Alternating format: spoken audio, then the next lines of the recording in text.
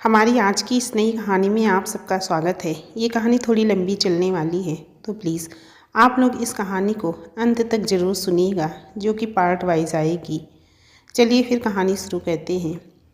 मुंबई शहर, रात का वक्त, सुनसान मुंबई की सुनसान सड़क पर एक लड़की भाग रही थी। लड़की ने ब्लू कलर की साड़ी पहनी हुई थी। उस लड़की की मांग में सिंदूर और गले में मंगलसूत्र था, जिससे पता चल रहा था उस लड़की की शादी हो चुकी है। लड़की बहुत ज़्यादा घबराई हुई थी और बार बार पीछे मुड़कर देख रही थी, जैसे कोई उसका पीछा कर रहा हो। भागते भागते उस लड़की के पैरों से खून भी निकलने लगता था, लेकिन फिर भी वो लड़की रुकी नहीं।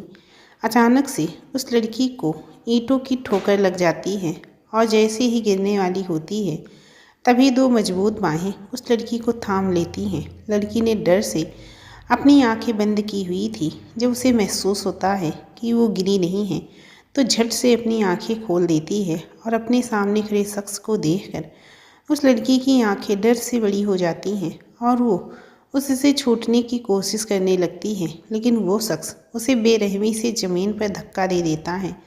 मेरा बच्चा कहकर वो लड़की ज़मीन पर गिर जाती है। उस लड़की की आंखों से मोटे मोटे आंसू बहने लगते हैं और वो सामने खड़ी अपने पति को देखती है, जिसने उसे बेरहमी से ज़मीन पर धक्का दे दिया था। वो आदमी गुस्से से ज़मीन पर उस लड़की के सामने बैठते हुए बोलता है, तेरी हिम्मत कैसे हुई घर से भागने की? मैंने तुझे पहले ही कहा था मुझे बच्चा नहीं चाहिए। तुझे एक बार में बात समझ नहीं आती। वो लड़की रोते हुए बोलती है, मैं अबॉर्शन नहीं करवाऊंगी। उस लड़की की बात सुनकर उस लड़के को गुस्सा आ जाता है और वो गुस्से में उस लड़की के बाल खींचते हुए बोलता है, तुझे एक बार में बात समझ में नहीं आती। लड़की रोते हुए अपने बालों को छुड़ाने की कोशिश करती है। लड़का उस लड़की के बाल छोड़कर उसका हाथ पकड़कर उसे उठाता है और उसे लगभग अपने साथ खींचने लगता है। लड़की रोते हुए, प्लीज़ मुझे छोड़ दो, मुझे तुम्हारे साथ नहीं जाना। लड़का गुस्से में उस लड़की का हाथ छोड़कर उसे थप्पड़ मारने ही वाला होता है कि तभी कोई उस लड़के का हाथ पकड़ लेता है। लड़का और लड़की हैरानी से अपने सामने खड़ी लड़की को देखते हैं। गोरा रंग, लंबा चेहरा, हल्की दाढ़ी और आंखों पर ब्लैक कलर का गॉगल्स लगाए वो लड़का उस आदमी को घूर रहा था, जिसने उस लड़की का हाथ पकड़ रखा था। आदमी, तू कौन है और तेरी हिम्मत कैसे हुई मेरी वाइफ का हाथ पकड़ने की? लड़का मुस्कुराते हुए एक नज़र लड़की को देखता है और लड़की का हाथ छोड़ देता है। जब उस आदमी को लगता है कि लड़की ने उसकी वाइफ का हाथ छोड़ दिया है, तो वो आदमी फिर से अपनी वाइफ को ले जाने लगता है। वो लड़का झटके से उस लड़की का हाथ पकड़कर अपनी तरफ खींच लेता है, जिससे वो लड़की उस लड़की की चेस्ट से लग जाती है। लड़की घबराकर अपना सर उठाकर उस लड़की को देखती है और वापस अपना सर झुका लेती है। लड़का एटीट्यूड में उस आदमी से, तेरे पास 2 मिनट का टाइम है, भागना चाहता है तो भाग ले, उसके बाद मैं तुझे मौका नहीं दूंगा। आदमी गुस्से में उस लड़के को घूरता है और अपनी पॉकेट से फ़ोन निकाल अपने आदमियों को बुलाता है। अगले ही पल उस लड़के और लड़की के सामने 50 आदमी खड़े थे। वो आदमी घमंड से मुस्कुराते हुए, अब बोल, कौन किसे टाइम देगा? वो लड़का तिरछा मुस्कुराता है और लड़की को अपने पीछे करके उन 50 लोगों से अकेले ही लड़ने लगता है। अगले ही पल उस आदमी के पालतू आदमी ज़मीन पर गिरे पड़े थे। यहाँ देखकर वो आदमी और वो लड़की दोनों शॉक्ड हो गए। लड़का गुस्से में उस आदमी से, तेरे 2 मिनट ख़त्म हो गए बोलकर किसी को कॉल करता है। अगले ही पल 10 से 12 गाड़ी वहाँ आ चुकी थी और उसमें से ब्लैक कलर की यूनिफॉर्म पहने लोगों ने उस आदमी को उठाया और अपने साथ लेकर चले गए। लड़की तो अभी भी सदमे में थी कि आखिर हुआ क्या। वो लड़का अपनी शर्ट सही करते हुए उस लड़की के पास जाता है, जो घबराई और सहमी नज़रों से उसे ही देख रही थी। लड़का मुस्कुराते हुए, हेलो, तुम ठीक हो? लड़का उस लड़की को जैसे ही छूता है, लड़की लड़के की बाहों में झूल जाती है। रुद्र माही का गाल थपथपाते हुए, उठो, तुम ठीक हो? लेकिन उसे कोई जवाब नहीं मिलता। रुद्र बिना देर किए माही को अपनी गोद में उठा लेता है। अब माही का चेहरा रुद्र के चेहरे के बिल्कुल करीब था। रुद्र उसके चेहरे में खो जाता है। थोड़ी देर बाद रुद्र अपने पॉकेट से फ़ोन निकाल कर किसी को कॉल करता है। कुछ ही मिनट बाद रुद्र के सामने ब्लैक कलर की गाड़ी खड़ी थी। गाड़ी में से ड्राइवर और रुद्र का असिस्टेंट कुणाल बाहर निकलता है। रुद्र की बाहों में किसी लड़की को देखकर दोनों शॉक्ड हो जाते हैं। रुद्र की आवाज़ सुनकर दोनों आपस में सेंस में आते हैं। रुद्र जो माही को लेकर पीछे की सीट पर बैठ गया था, लेकिन जब उसने दोनों को बाहर खड़ा देखा तो चिल्लाते हुए बोला, if you do not come inside the car within 5 seconds then you will loss your job now. Rudra की आवाज़ सुनकर दोनों जल्दी से गाड़ी में आकर बैठ जाते हैं और गाड़ी अपनी मंजिल की तरफ जाने लगती है। गाड़ी में आगे बैठा कुणाल मिरर से रुद्र को देख रहा था, जो बड़े ध्यान से माही के चेहरे को देख रहा था। थोड़ी देर बाद गाड़ी बड़े से वाइट कलर के खूबसूरत से बंगले के सामने आकर रुकती है। कुणाल जल्दी से गाड़ी से उतरकर पीछे का डोर खोलता है। रुद्र अपनी बाहों में उस लड़की को लेकर नीचे उतरता है और कुणाल से बोलता है, जल्दी से डॉक्टर को बुलाओ। Kunal, yes sir. रुद्र बिना एक पल गवाए माही को अपनी बाहों में लेकर बंगले के अंदर जाने लगता है। रुद्र के जाने के बाद ड्राइवर कुणाल से बोलता है, आज बॉस को क्या हुआ? लड़कियों से इतना दूर रहने वाली आज एक लड़की को अपनी बाहों में ली है। कुणाल मुस्कुराते हुए ड्राइवर की तरफ देखकर, आगे देखते हैं, पता चल जाएगा। उसके बाद ड्राइवर कुछ नहीं कहता और कुणाल भी अपना फ़ोन निकालकर डॉक्टर को कॉल करता है। बंगले के अंदर सब लोग हैरानी से रुद्र को देख रहे थे, जो अपनी बाहों में माही को लेकर सीढ़ियों से ऊपर जा रहा था। रुद्र माही को अपने रूम में लाकर किंग साइज बेड पर आराम से लटा देता है। रुद्र माही के चेहरे को देख रहा था। गोरा बेदाग चेहरा, काली गहरी आँखें, पतली गुलाबी होंठ। रुद्र की नज़र माही की गुलाबी होंठों पर जाकर रुक जाती है। नॉक करने की आवाज़ सुनकर रुद्र अपने सेंस में आता है। रुद्र दरवाजे की तरफ देखकर कम इन। कुणाल और एक फीमेल डॉक्टर रुद्र के रूम में एंटर करती हैं। डॉक्टर की नज़र बेड पर लेटी लड़की पर पड़ जाती है। डॉक्टर कुछ कहती इससे पहले रुद्र कुणाल के साथ रूम से बाहर निकलकर स्टडी रूम में चला जाता है। डॉक्टर माही के पास आकर उसका चेकअप करने लगती हैं। स्टडी रूम से रुद्र चेयर पर बैठा अपने सामने कुणाल से बोलता है, कल तक मुझे इस लड़की की सारी इन्फॉर्मेशन चाहिए। कुणाल अपने मन में, आखिर बॉस को इस लड़की की इन्फॉर्मेशन क्यों चाहिए? लेकिन उसे कुछ भी पूछने का कोई हक नहीं था, क्योंकि रुद्र उसका बॉस था और उसके ऑर्डर मानना उसकी ड्यूटी।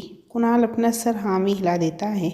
थोड़ी देर बाद बात करने के बाद रुद्र कुणाल के साथ स्टडी रूम से निकलकर अपने रूम में चला जाता है। डॉक्टर माही का चेकअप कर चुकी थी। रुद्र माही के पास आकर डॉक्टर से पूछता है, क्या हुआ इसे, ये ठीक है? डॉक्टर हल्के गुस्से में रुद्र से बोलती हैं, आप कैसे हस्बैंड हैं जो अपनी वाइफ का बिल्कुल ख्याल नहीं रखते? आपकी वाइफ प्रेग्नेंट हैं, फिर भी आप उनके साथ यहाँ सब इस वक्त, तो आप सबको उनका ख्याल रखना चाहिए ना, कि उनके साथ ज़बरदस्ती और मारपीट करनी चाहिए। डॉक्टर की बात सुनकर रुद्र और कुणाल शॉक्ड रह जाते हैं। कुणाल तो यह देखकर शॉक्ड रह गया कि डॉक्टर को लगता है कि ये लड़की रुद्र की वाइफ है, और रुद्र ने भी डॉक्टर से कुछ नहीं कहा। उल्टा डॉक्टर उसके बॉस पर चिल्ला रही हैं, फिर भी उसका बॉस डॉक्टर को कुछ नहीं बोल रहा। रुद्र एक नज़र बेड पर लेटी माही को देखकर डॉक्टर से कंफर्म करते हुए, आर यू सो डॉक्टर, ये प्रेग्नेंट है? डॉक्टर रुद्र के कंफ्यूज चेहरे को देखती हैं और रुद्र से पूछती हैं, आपके चेहरे को देखकर तो ऐसा लग रहा है कि आपको पता ही नहीं कि आपकी वाइफ प्रेग्नेंट है। इस बार डॉक्टर की बात सुनकर गुस्सा आ जाता है। डॉक्टर रुद्र का गुस्सा देखकर डर जाती हैं और धीरे से बोलती हैं, आपकी वाइफ को सुबह तक होश आ जाएगा, बोलकर जल्दी से अपना सामान लेकर रूम से निकल जाती हैं। कुणाल भी रुद्र का गुस्सा देखकर उसके रूम से निकल जाने में ही अपनी भलाई समझता है। सबके जाने के बाद रुद्र बेड पर लेटी माही को देखता है और उसके पास आकर बेड पर बैठ जाता है और उसके सर पर अपना हाथ फेरने लगता है। रुद्र को समझ ही नहीं आ रहा था कि वो आखिर ऐसा क्यों कर रहा है, लेकिन उसे ये सब करना अच्छा लग रहा था। ऐसा करते करते कब उसकी आंख लग जाती है उसे पता ही नहीं चलता। अगली सुबह जब माही होश में आती है तो वो खुद को अनजान जगह पाकर डर जाती है। तभी उसकी नज़र रुद्र पर जाती है, जो अपना सर क्राउन पर रखकर सो रहा था। सोते हुए रुद्र बहुत मासूम लग रहा था। उसके बाल उसके चेहरे पर थे। रुद्र को देखकर माही के चेहरे पर अपने आप ही स्माइल आ जाती है। उसे याद आने लगता है कैसे रुद्र ने उन 50 लोगों को अकेले ही मार गिराया था। धीरे धीरे उसे सब कुछ याद आने लगता है और उसकी आंखों से आंसू बहने लगते हैं और वो जल्दी से उठकर बैठ जाती है। उसके उठने से रुद्र की भी आंख खुल जाती है। रुद्र अपने हाथों से अपनी आंखें मलते हुए, उठ गई तुम? माही धीरे से अपना सर हाँ में हिला देती है। रुद्र भी उठकर बैठ जाता है। माही अब अनकंफर्टेबल हो रही थी क्योंकि रुद्र ठीक उसके सामने बैठा था। माही डरते हुए, मैं यहाँ कैसे आई? रुद्र बिना किसी इंप्रेशन के, मैं तुम्हें यहाँ लेके आया। माही, थैंक यू सो मच मेरी हेल्प करने के लिए। अब मुझे यहाँ से जाना चाहिए। कहाँ जाओगी तुम? पता नहीं, लेकिन कहीं चली जाऊँगी। तुम्हें पता है तुम प्रेग्नेंट हो? माही, कहते हुए उसकी आंखों में आंसू आ जाते हैं। माही की आंखों में आंसू देखकर रुद्र को बिल्कुल भी अच्छा नहीं लगता और वो माही के सर पर हाथ फेरते हुए कहता है, डोंट क्राइंग। रुद्र को अपनी केयर करता देखकर माही को बहुत अच्छा लगता है। वो अपना सर उठाकर रुद्र का चेहरा देखती है, जो उसे ही देख रहा था। तुम्हारा नाम क्या है? माही। रुद्र कुछ सोचते हुए माही से पूछता है, वो तुम्हारा हस्बैंड था? माही, रुद्र बेड से उठते हुए माही से, तुम फ्रेश होकर नीचे आ जाओ। माही अपना सर हाँ में हिला देती है। रुद्र बेड से उठकर रूम से बाहर चला जाता है। उसके जाने के बाद माही अपना सर उठाकर देखती है। उसकी आंखों में अभी भी आंसू थे। माही अपने पेट पर हाथ रखते हुए बोलती है, बेबी आप चिंता मत करो, मम्मा कभी आपको खुद से दूर नहीं करेंगी। हम दोनों यहाँ से कहीं दूर चले जाएंगे जहाँ कोई भी ढूंढ नहीं पाएगा। माही अपने बच्चे से बात कर रही थी। तभी उस रूम में एक 55 साल की औरत, जिसने ब्लू कलर की साड़ी पहन रखी थी, अपने हाथ में पकड़े पैकेट को बेड पर रखते हुए माही से बोलती है, बिटिया अब तुम ठीक हो? आवाज़ सुनकर माही अपना सर उठाकर सामने देखती है और धीरे से अपना सर हाँ में हिला देती है। औरत मुस्कुराती हुई, मेरा नाम कमला है, मैं पिछले 22 सालों से इस घर की केयर टेकर हूँ। तुम्हें कुछ भी ज़रूरत हो तो मुझे बता देना। कमला की बात सुनकर माही वापस अपना सर हाँ में हिला देती है। कमला माही के पास आकर उसके सर पर अपना हाथ फेरती है। बिटिया तुम्हें चिंता करने की कोई ज़रूरत नहीं है। रुद्र बाबा ने मुझे सब कुछ बता दिया। तुम्हारे साथ बहुत गलत हुआ। माही रोते हुए बोलती है, आप ही बताइए मैं क्या करूं? कहाँ जाऊं? कोई नहीं है मेरा। मम्मी पापा के जाने के बाद मामा मामी थे, उन्होंने भी मुझे घर से निकाल दिया और मेरे ससुराल में सिर्फ मेरा पति था जो मेरे साथ रहते हुए। माही ज़ोर ज़ोर से रोने लगती है। कमला को माही के लिए बहुत बुरा लगता है। माही की बात सुनकर कमला की आंखों में आंसू आ जाते हैं। कमला माही को समझाते हुए बोलती है, जिसका कोई नहीं होता उसका भगवान होता है, और देखो उन्होंने तुम्हें रुद्र बाबा से मिला दिया। तभी माही उनकी बात बीच में काटते हुए बोलती है, नहीं आंटी, मैं रुद्र जी पर बोझ नहीं बनना चाहती। मैं अपने बच्चे को लेकर बहुत दूर चली जाऊंगी। कहकर माही अपने आंसू पोंछ लेती है। वो अब कमज़ोर नहीं पड़ना चाहती थी। कमला कुछ सोचते हुए माही से बोलती है, ठीक है बिटिया, अब तुम जल्दी से जाकर नहा धो लो। रुद्र बाबा ने तुम्हारे लिए कपड़े भिजवाए हैं। माही बेड पर बचे हुए पैकेट को देखती है और कमला से बोलती है, जी आंटी। पैकेट लेकर माही बेड से उठकर उस रूम में चली जाती है। कमला मन ही मन भगवान से प्रार्थना करती है, माही बिटिया बहुत अच्छी हैं, आप इनके साथ कुछ भी गलत मत करना।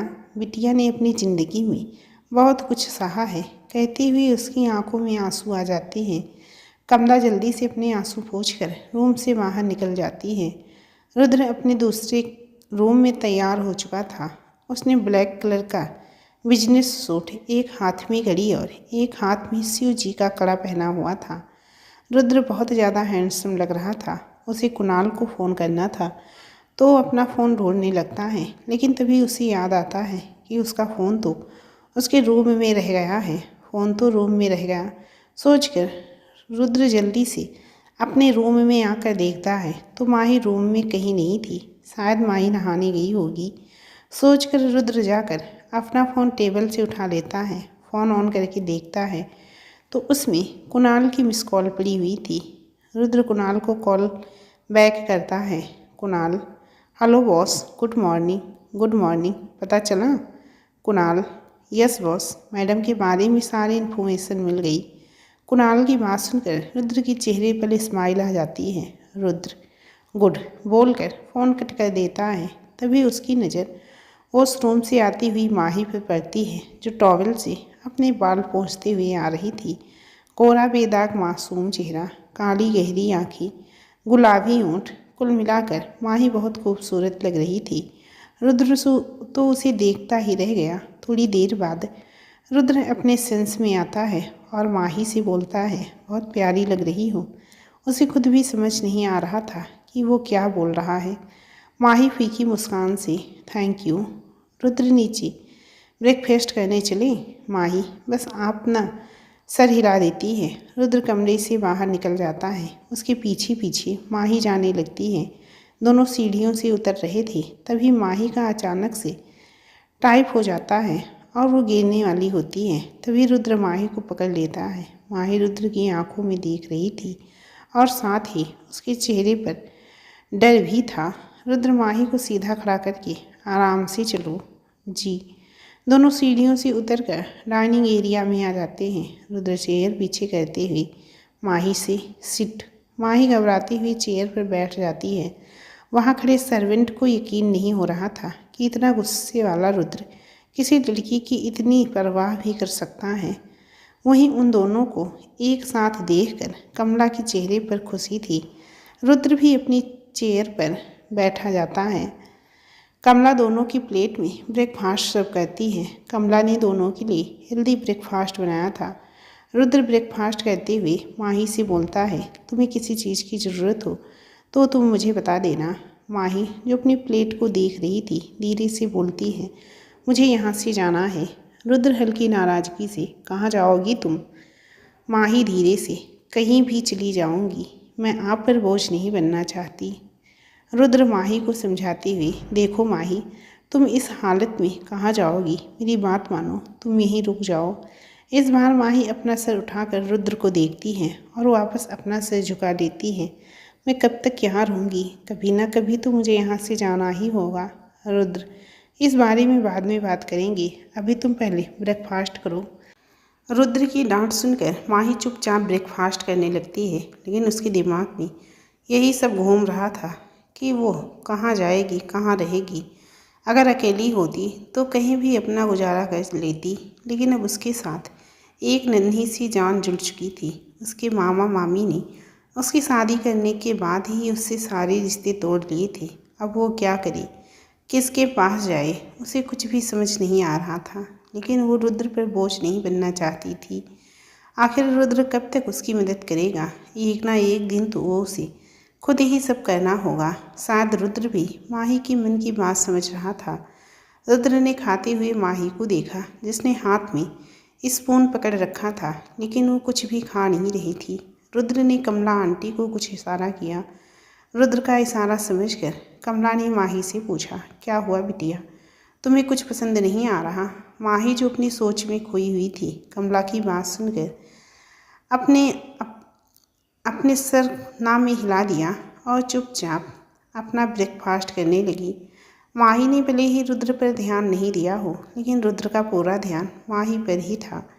रुद्र अपना ब्रेकफास्ट करने के बाद माही से बोला, मैं ऑफिस जा रहा हूँ, तुम्हें किसी चीज़ की ज़रूरत हो तो कमला आंटी को बता देना, या फिर तुम्हारे कमरे में मैंने एक फ़ोन रखा है, उसमें मेरा नंबर सेव है, चाहो तो मुझे कॉल कर लेना, ओके।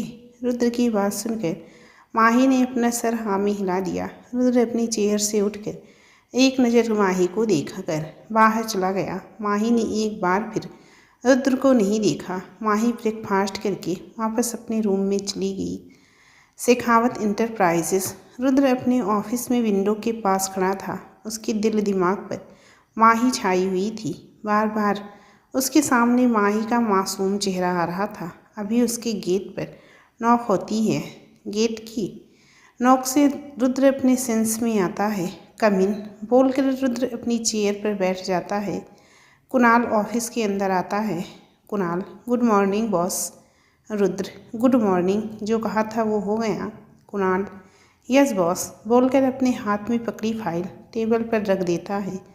कुणाल फाइल उठाकर उसे खोलकर पढ़ने लगता है। वो जैसे जैसे फाइल पढ़ रहा था उसका गुस्सा बढ़ता ही जा रहा था। उसके गुस्से को देखकर कुणाल को भी डर लगने लगा। कुणाल ने डरते हुए रुद्र से पूछा, बॉस ऐसा क्या है फाइल में?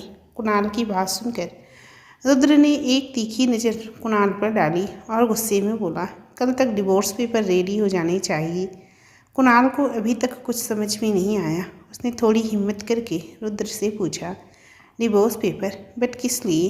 रुद्र ने अपने हाथ में पकड़ी फाइल को टेबल पर फेंक दिया और गुस्से में अपनी चेयर से उठते हुए बोला, उसकी ऐसी हालत करो कि उसकी 7 पुश्तें कांप जाएं और माही की मामा मामी को उनके घर से उठवा लो। बोलकर गुस्से में कैबिन से बाहर जाने लगा। तभी कुणाल ने दोबारा कहा, सर आज आपकी मिस्टर मेहता के साथ। तभी रुद्र कुणाल की बात बीच में काटते हुए गुस्से में बिना मुड़े बोला, कैंसिल। इतना बोलकर रुद्र चला गया। कुणाल को अभी तक कुछ समझ में नहीं आया था। वो अपने बातों में बालों को खुजलाते हुए बोला, आखिर ऐसा क्या है फाइल में जिसे पढ़कर बॉस फिर से अपने गुस्से वाले अवतार में आ गए? सोचकर उसने टेबल से फाइल उठाई और पढ़ने लगा। फाइल में उसकी सारी इन्फॉर्मेशन थी। नाम खुशी त्रिपाठी, उम्र 21 साल, पढ़ाई वीरांगना अवंती बाई में। माही ने 3 साल पहले अपना 12th कंप्लीट किया था। यहाँ पुणे में अपने माता पिता और छोटे भाई के साथ रहती थी, लेकिन 5 साल पहले इनके माता पिता और इनके छोटे भाई का कार एक्सीडेंट हो गया था, जिसमें उन तीनों की डेथ हो गई थी। लेकिन ये नॉर्मल एक्सीडेंट नहीं बल्कि सोची समझी साजिश थी। माता पिता की डेथ होने के बाद यहाँ दिल्ली अपने मामा मामी के पास रहने आ गई। तब उसकी उम्र 18 साल थी। उसके मामा मिस्टर राजेश सक्सेना और इनकी मामी ज्योति पैसे की बहुत बड़ी लालची थी। माही का सपना था डॉक्टर बनने का, लेकिन मम्मी पापा की डेथ के बाद उसके मामा मामी ने उसकी ज़बरदस्ती शादी बीरेन आहूजा से करवा दी। माही ने बहुत मना किया कि उसे अभी शादी नहीं करनी है, लेकिन उसके मामा मामी ने उसकी एक नहीं सुनी, क्योंकि इस शादी से सबसे बड़ा प्रॉफिट उनको ही होने वाला था, क्योंकि उनको इस शादी के बदले पूरे 51 लाख कैश मिले थे। शादी होने के बाद माही अपने ससुराल आ गई, जहाँ फैमिली के नाम पर सिर्फ उसका पति वीरेन था। वीरेन ने अपनी शादी के पहले दिन ही अपनी हैवानियत दिखानी शुरू कर दी। वो माही को मारता पीटता था और उसके साथ ज़बरदस्ती भी करता था। माही चुपचाप सब कुछ सहने लगी थी, क्योंकि शिकायत करने के लिए उसके पास कोई था ही नहीं जिससे वो अपने दिल की बात कहती। उसके मामा मामी को तो बस पैसों से मतलब था। एक दिन माही को पता चला कि वो प्रेग्नेंट है। वो इस खबर से बहुत खुश हो गई। उसने ये बात बीरेन को बताई तो उसने माही को अबॉर्शन करवाने का बोल दिया, क्योंकि वो नहीं चाहता था उन दोनों के बीच में कोई भी आए। माही ने अबॉर्शन करवाने से साफ मना कर दिया तो बीरेन ने उसे बहुत मारा पीटा और कमरे में बंद करके चला गया। माही किसी भी तरह अपने बच्चे को बचाना चाहती थी, इसलिए वो बीरेन के घर से कैसे भी करके भाग गई। लेकिन बीरेन को पता चल गया कि माही भाग गई है और उसने माही को पकड़ लिया। लेकिन माही की उस दिन किस्मत अच्छी थी कि रुद्र ने उसे बचा लिया और अपने घर ले आया। ये सब पढ़कर कुणाल को भी गुस्सा आ रहा था। आखिर कोई इंसान पैसे का इतना बड़ा लालची कैसे हो सकता है? कुणाल ने गुस्से में वो फाइल रखी और ऑफिस से निकल गया। रुद्र अपने ऑफिस से वापस शेखावत मेंशन आ गया। रुद्र सीढ़ियों से चढ़कर रूम में जा ही रहा था, तभी उसे माही का ख्याल आया और उसने अपने कदम अपने रूम की तरफ बढ़ा दिए। रूम का गेट खुला हुआ था। अंदर से माही के खिलखिलाने की आवाज़ आ रही थी। रुद्र ने अंदर जाकर देखा तो माही टीवी देखते हुए खिलखिलाकर हंस रही थी। उसे हंसता देखकर रुद्र के चेहरे पर भी स्माइल आ गई। खिलखिलाने की आवाज़ सुनकर रुद्र अपने कमरे की तरफ कदम बढ़ा देता है। रूम का दरवाज़ा खुला था। रुद्र रूम के अंदर झांक कर देखता है तो माही खिलखिलाकर हंस रही थी। उसे हंसता देखकर रुद्र के चेहरे पर भी लंबी मुस्कान तैर गई। रुद्र रूम के अंदर आकर सोफे पर बैठ गया। माही इतना खोई हुई थी कि उसने ध्यान ही नहीं दिया। रुद्र ने टीवी की स्क्रीन पर देखा तो माही मोटू पतलू कार्टून देख रही थी। रुद्र माही की तरफ देखती हुई, तुम कार्टून देखती हो? माही बिना गौर किए लेकिन जब उसने ध्यान दिया कि वो तो रूम में अकेली थी तो ये सवाल किसने पूछा, तभी उसकी नज़र रुद्र की नज़रों से टकरा गई। माही जल्दी से टीवी का रिमोट छोड़कर बेड से उठकर खड़ी हो गई और जल्दी से डरते हुए अपना सर झुकाकर धीरे से बोली, सॉरी। रुद्र सोफे से उठकर माही के पास आया। क्या हुआ तुम्हें? तुम डर क्यों रही हो? आराम से बैठ जाओ, कहकर उसने माही के दोनों कंधों को पकड़कर उसे बेड पर बैठा दिया। माही अभी भी सर झुकाए बैठी थी। यहाँ देखकर रुद्र को बहुत बुरा लग रहा था। रुद्र जमीन पर पंजों के बल बैठकर माही का हाथ अपने हाथों में ले लिया। माही ने इस बार अपनी नज़रें उठाकर रुद्र को देखा। रुद्र काफ़ी हैंडसम था। गोरा चेहरा, आईब्रो पर हल्का सा कट, चेहरे पर हल्की सी बियर्ड।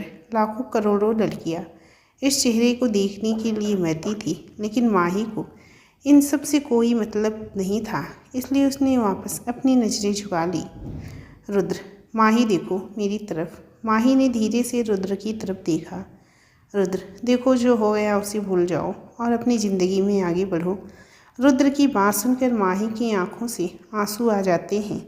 उसके आंसू देखकर रुद्र को ऐसा लग रहा था कोई उसके दिल को निकाल कर उस पर 100 सुइयां एक साथ चुभो रहा हो। रुद्र को कुछ समझ नहीं आ रहा था कि वो माही को कैसे चुप करे। वो अचानक से माही को अपने गले से लगा लेता है। उसके गले लगते ही थोड़ी देर बाद माही रोना बंद कर देती है। थोड़ी देर बाद रुद्र माही को खुद से दूर करता है और उसका मासूम चेहरा अपने हाथों में भर लेता है। रुद्र, माही स्टॉप क्राइंग। माही इस बार रुद्र की काली गहरी आंखों में देखती है और धीरे से, सॉरी, मैंने आपकी शर्ट वो अभी बोल ही रही थी कि तभी रुद्र उसकी बात बीच में काट कर, कोई बात नहीं, मैं तुमसे बात करना चाहता हूँ। माही हैरानी से, मुझसे? रुद्र मजाक करती हुई, नहीं, मोटू पतलू से। रुद्र की बात सुनकर माही के चेहरे पर स्माइल आ जाती है और वो जल्दी से बोलती है, आपके सवाल का जवाब मोटू पतलू थोड़ी ना देंगी। रुद्र माही की इस हरकत पर मुस्कुरा देता है और फिर सीरियस होकर, माही, मुझे सब पता है तुम्हारे बारे में, तुम्हारे मॉम डैड, मामा मामी और तुम्हारे उस सो कॉल्ड हस्बैंड के बारे में। मैंने तुम दोनों के डिवोर्स पेपर रेडी करवा दिए हैं। उससे तो मैं साइन करवा लूँगा, लेकिन क्या तुम करोगी? माही खामोश रुद्र की बातें सुन रही थी। रुद्र आगे बोलता है, माही, मैं तुमसे शादी करना चाहता हूँ। मैं तुम पर कोई एहसान नहीं कर रहा हूँ, बल्कि इसलिए मैं तुमसे प्यार करने लगा हूँ। मैंने जब से तुम्हें पहली बार देखा तब से मैं तुमसे प्यार करने लगा हूँ। मुझे पता है तुम क्या सोच रही होगी, लेकिन मैं तुम पर कोई दबाव नहीं डाल रहा। तुम्हारी जब मर्जी हो तब मुझे जवाब देना, लेकिन मुझे इंतज़ार रहेगा तुम्हारे जवाब का। बोलकर माही को एक नज़र देखकर रुद्र कमरे से निकल जाता है। माही अभी भी स्टैचू बनकर बैठी थी। क्या हुआ उसे तो कुछ समझ ही नहीं आ रहा था। दूसरी तरफ एक लड़का अंधेरे रूम में खड़ा था, जहाँ पर एक लड़की की बहुत सारी तस्वीरें लगी हुई थी। वो लड़का उन तस्वीरों को देखकर गुस्से में चिल्लाते हुए बोलता है, माही, तुमने अच्छा नहीं किया मुझे धोखा देकर।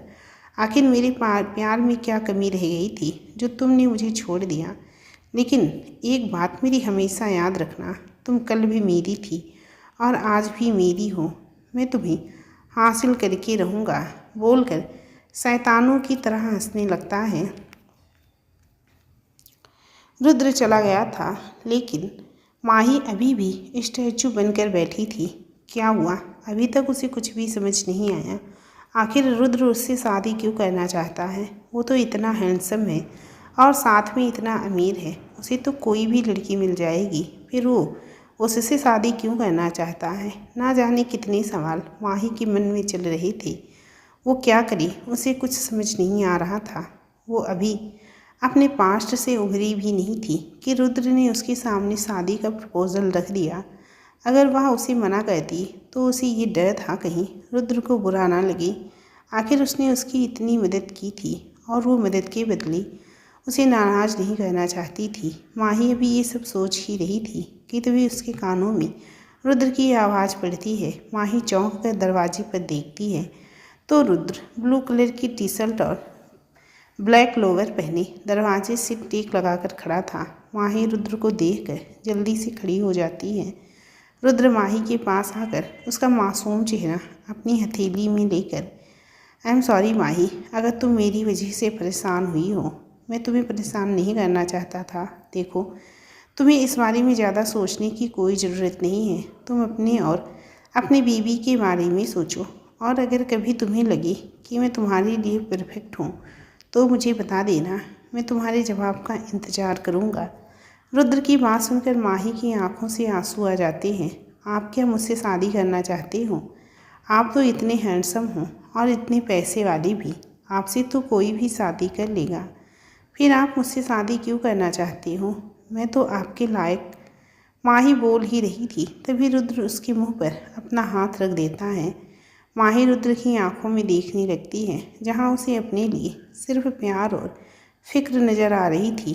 रुद्र माही की आंखों में देखती हुई, एक और शब्द नहीं माही, तुम जानती नहीं तुम मेरे लिए क्या हो।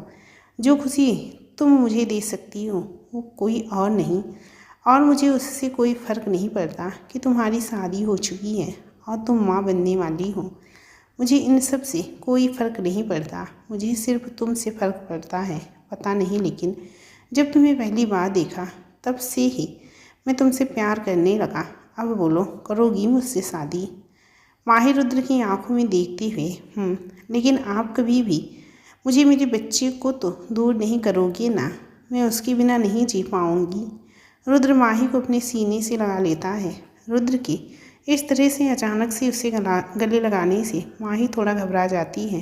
रुद्र माही के सर को सहलाते हुए, किसने कह दिया मैं कभी हमसे हमारे बच्चे को दूर करूँगा? माही, मैं कभी नहीं चाहूँगा कि तुम मेरी वजह से हर्ट हो। और रही बात बच्चे की, तो हम दोनों का बच्चा होगा। और मैंने पहले ही कहा, मुझे किसी से कोई फ़र्क नहीं पड़ता। माही कुछ नहीं बोलती। रुद्र माही को खुद से अलग करके, अगर तुम मुझसे शादी करने के लिए तैयार हो तो हम कल कर सकते हैं। डिवोर्स पेपर भी रेडी हो गया है। माही रुद्र की आंखों में देखती हुई, मैं तैयार हूँ। माही की हाँ शब्द सुनकर रुद्र के चेहरे पर स्माइल आ जाती है। रुद्र के चेहरे पर स्माइल देखकर माही के चेहरे पर भी छोटी सी स्माइल आ जाती है। रुद्र को ध्यान नहीं आता कि माही कितनी देर से उसकी वजह से खड़ी है। और मैं तो भूल ही गया, तुम इतनी देर से खड़ी हो, तुम थक गई होगी, चलो जल्दी से बैठ जाओ। कहते हुए माही को बेड पर बिठा देता है। माही रुद्र को हैरानी से देख रही थी। कहीं ना कहीं रुद्र को अपनी केयर करता देखकर माही को अच्छा भी लग रहा था। रुद्र, तुमने ब्रेकफास्ट के बाद कुछ खाया? माही, हाँ मैंने खा लिया। और प्लीज़ आप नीचे मत बैठो, मुझे अच्छा नहीं लग रहा है। रुद्र स्माइल करते हुए बेड पर माही के पास बैठ जाता है। जिसने तुम्हारे साथ गलत किया मैं उसे छोड़ूंगा नहीं, और मैं हमेशा तुम्हारे साथ रहूँगा, कभी तुम्हें अकेला नहीं छोड़ूंगा। अच्छा अब तुम आराम कर लो, तब तक मैं ऑफिस का काम कर लेता हूँ, बोलकर बेड से उठ जाता है। माही को उसका जाना अच्छा नहीं लगता और वो रुद्र का हाथ पकड़ लेती है। रुद्र हैरानी से पहले अपने हाथ को देखता है, फिर माही के चेहरे को जो उदास था। माही उदास होते हुए, अभी तो आपने कहा आप मुझे कभी अकेला नहीं छोड़ोगे, और अब मुझे अकेला छोड़ कर जा रहे हो। माही की बात सुनकर रुद्र के चेहरे पर स्माइल आ जाती है और वो माही के मासूम चेहरे को अपने हाथों में भरते हुए बोलता है, ओके मैं नहीं जा रहा, तुम आराम से सो जाओ। बोलकर माही को धीरे से लिटा देता है और खुद माही के बालों में अपनी उंगलियां चलाने लगता है। माही रुद्र की आंखों में देखती हुई, एक बात पूछूं आपसे? रुद्र मुस्कुराते हुए, मुझसे कुछ भी पूछने के लिए तुम्हें मेरी परमिशन लेने की कोई ज़रूरत नहीं है। माही हिचकिचाती हुई, आप यहाँ अकेले रहते हैं, मेरा मतलब आपकी फैमिली कहाँ है, वो आपके साथ क्यों नहीं रहती। माही की बात सुनकर रुद्र के हाथ रुक जाते हैं, जिससे माही को डर लगने लगता है। रुद्र माही के चेहरे को देखता है जो डर से सफ़ेद पड़ गया था। रुद्र स्माइल करते हुए, माही बच्चा इतना डर क्यों रही हो, बोलकर उसके चेहरे की तरफ अपना हाथ करता है। माही डर से अपने चेहरे पर अपना हाथ रख लेती है और रोती हुई बोलती है, प्लीज़ मत मारना, मैं कुछ भी नहीं पूछूंगी। रुद्र को माही की बात सुनकर बहुत बुरा लगता है और साथ में गुस्सा भी बहुत आता है। रुद्र माही के चेहरे से उसके हाथ हटाने की कोशिश करते हुए, माही मुझे देखो, लेकिन माही ना ही अपने चेहरे से अपना हाथ हटाती है और ना ही कुछ बोलती है। वो अभी भी रो ही रही थी। रुद्र को समझ नहीं आ रहा था कि वो माही को कैसे शांत करे। रुद्र धीरे से, बच्चा प्लीज़ शांत हो जाओ, ऐसे रोते नहीं, तुम तो बहुत स्ट्रॉन्ग हो, कभी भी नहीं रोती, और अगर तुम ऐसे रोती रहोगी तो तुम्हारी बेबी को कितना सैड होगा कि उसकी मम्मा रो रही हैं। तुम चाहती हो तुम्हारा बेबी सैड हो। रुद्र की ये ट्रिक काम कर गई। माही जल्दी से अपने चेहरे से हाथ हटाकर उठकर बैठ जाती है। उसकी आंखों में आंसू देखकर रुद्र के दिल में टीस उठती है। रुद्र माही को अपने सीने से लगा लेता है। माही चुप हो जाओ, मैं तुम्हें रोते हुए नहीं देख सकता। माही सिसकियाँ लेते हुए, आप प्लीज़ मुझे मारोगे तो नहीं ना, मैं आज के बाद कुछ नहीं पूछूंगी। रुद्र माही को खुद से अलग करके उसके चेहरे को अपने हाथों में भरते हुए, माही मेरी आंखों में देखो। रुद्र की बात सुनकर माही अपने नज़रें उठाकर रुद्र को देखती है। रुद्र, मैं तुम्हें क्यों मारूंगा, तुम्हारा हक है मुझे कुछ भी पूछने का। तुम आराम से मुझसे कुछ भी पूछ सकती हो, और चाहे मैं हूँ या कोई और, किसी को भी हक नहीं है अपनी वाइफ पर हाथ उठाने का। और जिसने तुम्हारे साथ इतना गलत किया उसे मैं छोड़ूंगा नहीं। तुम्हारे हर आंसू की कीमत उसे चुकानी होगी। माही का ध्यान भटकाने के लिए रुद्र माही को अपनी फैमिली के बारे में बताने लगता है। और रही बात मेरी फैमिली की, तुम्हें पता है मेरी फैमिली में कौन कौन है। माही मासूमियत से अपना सर नाम ही हिला देती है। रुद्र स्माइल करते हुए, घर की सबसे बड़ी मेरी दादी निर्मला शेखावत, और तुम्हें पता है माही, उनकी बात कोई नहीं काट सकता। मेरी फैमिली में सब लोग डरते हैं उनसे। माही कंफ्यूज होकर, लेकिन क्यों। रुद्र माही के आंसू पोंछते हुए, क्योंकि दादी सबसे बड़ी हैं और बहुत गुस्से वाली भी, और मेरी दादी के 2 लड़के हैं, मतलब मेरे चाचा प्रदीप शेखावत और मेरे पापा अविनाश शेखावत, जो भी अपनी मॉम से यानी मेरी दादी से बहुत डरते हैं। मेरी मॉम ज्योति शेखावत और मेरी चाची अवंतिका शेखावत। चाची के एक लड़का यानी कि मेरा छोटा भाई आर्यन और मेरी छोटी बहन ईशानी हैं, और मैं अपने मॉम डैड का अकेला हूँ। बस इतने लोग हैं मेरी फैमिली में। माही अपने माथे पर हाथ रखते हुए परेशान होकर, ओ गॉड रुद्र जी, अगर उन्होंने मुझे पसंद नहीं किया तो आप मुझे छोड़ दोगे। माही का मासूमियत देखकर रुद्र मुस्कुराते हुए, तुम इतनी क्यूट हो, कोई तुम्हें रिजेक्ट कैसे कर सकता है। माही, फिर आप उनसे अलग क्यों रहते हो। रुद्र, तुम मेरी फैमिली से मिलना चाहती हो। माही धीरे से, अगर उन्होंने मुझे आपसे दूर कर दिया तो फिर मैं क्या करूँगी।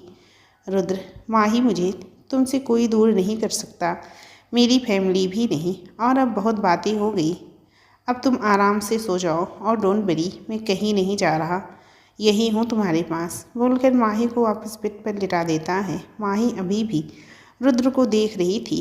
रुद्र हल्के गुस्से में, माही चीटिंग नहीं, चलो जल्दी अपनी आंखें बंद करो। माही तुरंत अपनी आंखें बंद कर लेती है और रुद्र माही को ब्लैंकेट से कवर कर देता है। कुछ देर बाद माही गहरी नींद में सो जाती है। उसके सो जाने के बाद रुद्र माही की फोरहेड पर किस करके वहीं रखे सोफे पर अपना सिर पीछे टिका कर बैठ जाता है। उसके दिमाग में आज की सभी बातें किसी पिक्चर की तरह घूम रही थी। सोचते सोचते कब नींद के आगोश में चला गया उसे पता ही नहीं चलता। सुबह का वक्त एक बड़ी से आलीशान महल के अंदर बने मंदिर में एक 45 साल की औरत सर पर पल्लू लिए भगवान की पूजा कर रही थी। जय गणेश जय गणेश जय गणेश देवा, माता जाकी पार्वती, पिता महादेवा। ठीक उसके पीछे एक 60 साल की औरत अपने दोनों हाथ जोड़े आंखें बंद किए खड़ी थी। उसके पीछे एक औरत, 2 आदमी और एक लड़का हाथ जोड़े खड़ा था। उस लड़के को देखकर लग रहा था कि वो लड़का अभी अभी सोकर उठा है। उसके बाल भी बिखरे हुए थे। वहीं जो 60 साल औरत के पास खड़ी थी, वो औरत परेशान होकर बार बार पीछे मुड़कर देख रही थी। तभी उसके कानों में गुस्से से भरी आवाज़ गूंजती है। औरत अपनी आंखें बंद की। अवंतिका बहू, बार बार पीछे मुड़कर देखना बंद कीजिए।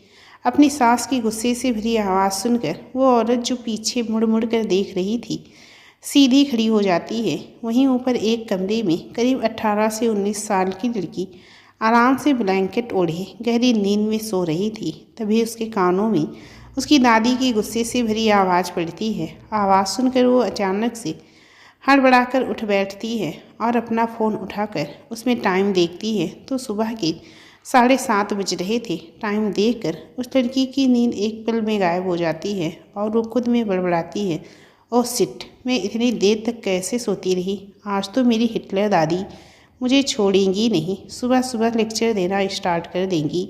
घर की लड़कियां इतनी देर तक नहीं सोती। अपने बालों को पकड़ते हुए गुस्से में, पता नहीं कब मेरा इस खड़ूस हिटलर से पीछा छूटेगा। खुश होते हुए, काश कोई ऐसा आ जाए जो हिटलर दादी की हिटलरगिरी निकाल दी। लेकिन ऐसा होगा तभी ना जब कोई ऐसा बना होगा। सोचकर उदास हो जाती है। तभी उसे अपनी हिटलर दादी का याद आता है और वो जल्दी से उस रूम में भाग जाती है। वो औरत कोई और नहीं, रुद्र की दादी निर्मला शेखावत। समय की एकदम पाबंद, गलती हो जाने पर माफ़ नहीं करती। उम्र 60 साल जरूर है, पर उन्हें देखकर कोई नहीं कह सकता कि वो 60 साल की हैं। उन्हें देखकर लोग कहते कि इनकी उम्र 50 या 52 साल होगी। अब लोग कहेंगे क्यों नहीं, इतनी उम्र हो जाने के बाद ये आजकल की औरतों को पीछे छोड़ देती। गोरा रंग, काली बड़ी बड़ी आंखें, काले घने बाल, हल्की नीली साड़ी पहने वो औरत सोफे पर बैठी चाय पी रही थी। ठीक उसके सामने उनकी बड़ी बहू ज्योति शेखावत, जिन्होंने हल्के हरे कलर की साड़ी पहनी हुई थी। उनके चेहरे पर परेशानी की लकीरें छाई हुई थी। वहीं ज्योति के बगल में अवंतिका खड़ी थी। उनके पीछे उनके पल्लू में छुपा हुआ उनका बेटा आर्यन। निर्मला के दोनों बेटे प्रदीप और अविनाश काम से बाहर गए हुए थे।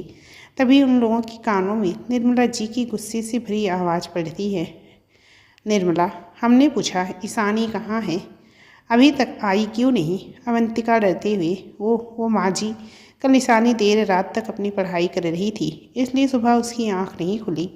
अवंतिका की बात सुनकर ज्योति भी ईशानी की साइड लेते हुए, ज्योति, माँ जी बच्ची है, माफ़ कर दीजिए, आइंदा उससे ऐसी गलती नहीं होगी।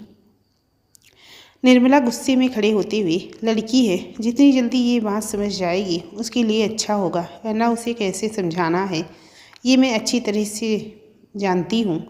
तभी उसकी नज़र अवंतिका के पीछे खड़े आर्यन पर पड़ जाती है, जो उनमें छुपने की नाकाम सी कोशिश कर रहा था। निर्मला गुस्से में, आर्यन हमारे सामने आइए। आर्यन डरते हुए अपनी दादी के सामने जाता है। निर्मला आर्यन को घूरते हुए, तुम कहाँ थे, पूजा में हमें दिखे नहीं। निर्मला की बात सुनकर आर्यन अपने बाल खुजलाते हुए, दादी मैं तो आरती में था, आपने शायद देखा नहीं होगा। निर्मला जी गुस्से में, आर्यन झूठ मत बोलिए, हमने तो आपको देखा था, तब आप नहीं थे। अपनी आदत सुधार लीजिए। आर्यन अपना सिर खुजलाते हुए धीरे से, आई एम सॉरी दादी। निर्मला जी, माफ़ी मांगने से कुछ नहीं होगा, आइंदा ऐसी गलती नहीं होनी चाहिए। तभी उसकी नज़र सबसे पीछे खड़ी ईशानी पर जाती है, जो अपनी माँ और बड़ी माँ को बड़ी उम्मीदों से देख रही थी। निर्मला, उन दोनों को देखने से कुछ नहीं होगा, हमारे सवाल का जवाब दीजिए, आप इतनी देर से क्यों उठी। निर्मला की आवाज़ सुनकर ईशानी हड़बड़ा जाती है और अपनी दादी को देखती है, जो उसे गुस्से से घूर रही थी। ईशानी अपनी बत्तीसी दिखाते हुए, आई एम सॉरी हिटलर। उसकी बात सुनकर निर्मला को गुस्सा और भी ज़्यादा बढ़ जाता है। वहीं ज्योति और अवंतिका निर्मला के गुस्से को महसूस करके डर जाती हैं। निर्मला, क्या कहा आपने। ईशानी मन में क्या बोल दिया, हिटलर के सामने उसको हिटलर ही बोल दिया। आज तो मेरी खैर नहीं। जल्दी से अपनी बात बोलते हुए आई एम सॉरी, मेरा मतलब दादी, आज गलती हो गई, आइंदा नहीं होगी। अवंतिका भी जल्दी से आकर निर्मला जी से, माँ जी माफ़ कर दीजिए, मैं कल से खुद इसे उठाऊंगी। निर्मला जी एक नज़र अवंतिका को देखती हैं और ज्योति से, निर्मला, ज्योति खाना लगाइए। ज्योति जल्दी से, जी माँ जी। थोड़ी देर बाद सब लोग बड़ी सी डाइनिंग टेबल पर बैठे थे। ईशानी अपनी चेयर खींचकर जैसे ही बैठने वाली होती है तभी निर्मला जी, आज आप हम लोगों के साथ खाना नहीं खाएंगी बल्कि हम लोगों को खाना परोसेंगी। निर्मला जी की बात सुनकर वहाँ बैठे सभी लोग चौंक जाते हैं। ईशानी बड़ी उम्मीद से अवंतिका की तरफ देखती है, लेकिन निर्मला के खिलाफ जाने की किसी की भी हिम्मत नहीं थी। वो उसे इशारों से खाना परोसने के लिए बोल देती हैं। ईशानी मन मारकर सबसे पहले निर्मला जी की प्लेट में खाना परोसती है। उसके बाद अवंतिका, मीरा और आर्यन को भी खाना सर्व करती है। खाना सर्व करने के बाद वो जैसे ही फिर से बैठने चलती है, फिर से उसके कानों में निर्मला जी की आवाज़ गूंजती है। निर्मला जी ईशानी को घूरते हुए, हमने क्या कहा? आपने ठीक से सुना नहीं। आप हमारे साथ यहाँ बैठकर खाना नहीं खाएंगी। हम लोग खाना खा लें, उसके बाद आप खाना खा लेना। ईशानी, लेकिन दादी मुझे कॉलेज। निर्मला जी ईशानी की बात सुनकर अवंतिका से, अवंतिका बहू, अपनी बेटी को तमीज़ सिखाओ। कुछ सालों बाद अपने ससुराल जाएगी तो क्या हमारी नाक कटवाएगी? लोग क्या कहेंगे कि निर्मला शेखावत ने अपनी पोती को कैसे संस्कार दिए हैं? ईशानी मुंह बनाते हुए, लेकिन दादी अभी मैं। निर्मला अवंतिका को घूरते हुए, अवंतिका बहू। निर्मला की बात सुनकर अवंतिका जल्दी से, जी माँ जी, और फिर ईशानी को डांटते हुए, ईशानी, मैंने तुम्हें कितनी बार समझाया है, बड़ों से बहस नहीं करती। जल्दी से माँ जी से माफ़ी मांगो। ईशानी अपना सर झुकाकर, सॉरी दादी। निर्मला जी कुछ नहीं बोलती और चुपचाप अपना खाना खाने लगती हैं। उनके खाने के साथ ही बाकी लोग भी खाना खाने लगते हैं। वहीं ईशानी दुखी होकर सबको खाते हुए देख रही थी। निर्मला को खाते देख ईशानी मन में, देखो तो इस हिटलर को, खुद तो खाना ठूंस ठूंस कर खा रही है और मुझ जैसी मासूम बच्ची पर अत्याचार कर रही है। अत्याचारी दादी कहीं की, बोलकर बुरा सा मुँह बनाती है। वो अपनी ही दुनिया में खोई हुई थी। तभी उसके कानों में उसकी अत्याचारी दादी की गुस्से से भरी आवाज़ पड़ती है। निर्मला कुर्सी से उठते हुए, अगर हमें कोसना हो गया हो तो खाना खा लीजिए। निर्मला की बात सुनकर ईशानी एकदम से हड़बड़ा जाती है। ईशानी जल्दी से, नहीं नहीं दादी, हम ऐसा कुछ भी नहीं। निर्मला जी मुस्कुराते हुए उसकी बात बीच में काट देती हैं। हमें लोगों के चेहरे पढ़ने अच्छे से आते हैं। आप क्या सोचती हैं हमारे बारे में? हमें इससे कोई फ़र्क नहीं पड़ता। हम जो भी कहते हैं अपने परिवार की मान मर्यादा के लिए। निर्मला अपनी दोनों बहुओं से, आप लोग खाना खाकर हमारे कमरे में आ जाना। आज आप लोगों से बहुत महत्वपूर्ण बात करनी है। निर्मला की बात सुनकर मीरा अवंतिका जल्दी से, जी माँ जी। निर्मला ईशानी को देखते हुए अपने कमरे की तरफ चली जाती है। उसके जाने के बाद सब लोग राहत की सांस लेते हैं। ईशानी जल्दी से अपनी चेयर पर बैठ जाती है। ईशानी, जल्दी से खाना लगा दीजिए, मुझे बहुत ज़ोरों की भूख लगी है। आर्यन खाते हुए, भुक्खड़ कहीं की। आर्यन की बात सुनकर ईशानी आर्यन को घूर कर देखती है। मुझे बोलने से पहले खुद भी देख ले कितनी देर से खा रहा है, पिट्टू कहीं का, और मुझे भुक्खड़ बोल रहा है, चिलगोजा कहीं का। ईशानी के चिलगोजा बोलने से आर्यन गुस्से से ईशानी से, अगर मैं चिलगोजा हूँ तो तू क्या है, बदरिया?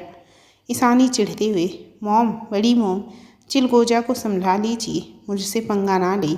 आर्यन खाते हुए ईशानी को चिढ़ाते हुए, वैसे तुम जैसी बंदरिया से पंगा लेने में मुझे कोई इंटरेस्ट नहीं है। उन दोनों की बकबक सुनकर मीरा उन दोनों को डांटती हुई, चुप करो तुम दोनों, छोटे बच्चे नहीं हो जो बात बात पर लड़ते रहते हो। अगर माँ जी को पता चलेगा। ज्योति की बात सुनकर ईशानी मुँह बनाते हुई, बड़ी मॉम, आप मुझे मना करने की वजह इस चिलगोजा को मना कीजिए। जब देखो मुझसे फालतू में बहस करता है। क्या कहा तूने? मैं फालतू में बहस करता हूँ? चुप करो तुम दोनों। और फिर ईशानी को खाना परोसते हुए, अवंतिका, चुपचाप खाना खा ले। ईशानी मुँह बनाते हुए खाना खाने लगती है। थोड़ी देर बाद सब लोग खाना खा लेते हैं। आर्यन ईशानी अपने अपने कॉलेज बैग लेकर गाड़ी से कॉलेज के लिए निकल जाते हैं। वहीं ज्योति और अवंतिका खाना खाकर निर्मला जी के कमरे की तरफ चली जाती हैं। निर्मला फ़ोन पर किसी से बात कर रही थी। बात करने के बाद उनके चेहरे पर अलग ही खुशी थी। तभी उनके कमरे में ज्योति और अवंतिका अंदर आती हैं। निर्मला जी को खुश देखकर अवंतिका धीरे से ज्योति के कान में फुसफुसाती है, दीदी, माँ जी को क्या हुआ? सुबह तो इनका मूड खराब था, अब क्या हुआ जो इतनी खुश हो गई? ज्योति धीरे से, जहाँ तुम थी वहीं मैं भी थी, मुझे क्या पता माँ जी इतनी खुश क्यों हैं? उन दोनों को फुसफुसाते देखकर निर्मला तेज आवाज़ में, हमने तुम दोनों को कुछ बताने के लिए यहाँ बुलाया था, ना कि यूँ फुसर फुसर करने के लिए। हमारी बात ध्यान से सुनिए। कल मिस्टर एंड मिसेज मलिक अपनी बेटी के साथ यहाँ आ रही हैं। निर्मला की बात सुनकर ज्योति अवंतिका कन्फ्यूज़न में पहले एक दूसरे को देखती हैं और उसके बाद निर्मला जी से, लेकिन क्यों माँ जी? तभी उनकी नज़र निर्मला जी पर जाती है जो उन्हें गुस्से से घूर रही थी। ज्योति जल्दी से अपनी बात संभालते हुए, मेरा मतलब ये था माँ जी। ज्योति अभी बोल ही रही थी कि तभी निर्मला जी उनकी बात बीच में काटते हुए, ज्योति बहू, हम अच्छे से समझ रहे हैं आपके कहने का क्या मतलब है। मिस्टर एंड मिसेस मलिक अपनी बेटी के साथ आ रहे हैं, रुद्र के साथ अपनी बेटी का रिश्ता करने।